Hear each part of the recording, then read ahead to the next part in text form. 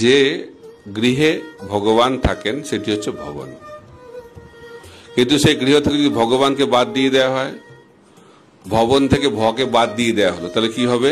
ভবনটা বনে পরিণত হবে। অর্থাৎ ভগবান বিহীন বাড়ি হচ্ছে বন।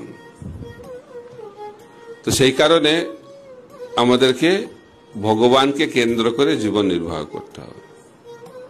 তো শ্রীমদ্ ভাগবতে বলা হচ্ছে গৃহস্থের কর্তব্য হচ্ছে ভগবানকে সন্তুষ্ট করা।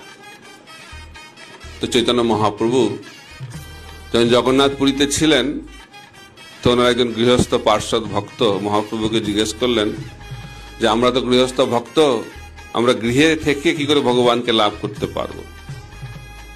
তখন মহাপ্রভু বললেন খুব সহজ, দুটি সেবা করতে হবে। এক নম্বর হচ্ছে নাম সেবা, আর 2 নম্বর হচ্ছে বৈষ্ণব সেবা। এই দুটি সেবা যদি কেউ করে তাহলে গৃহে থেকেই ভগবানকে লাভ করা যায়। তাই যে বাড়িতে ভগবান থাকেন সে বাড়িটাকে বলা হয় ভবন।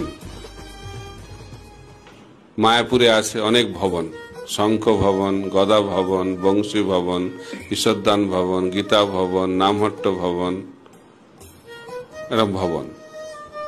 ভবন মানে মানে হচ্ছে ভগবান।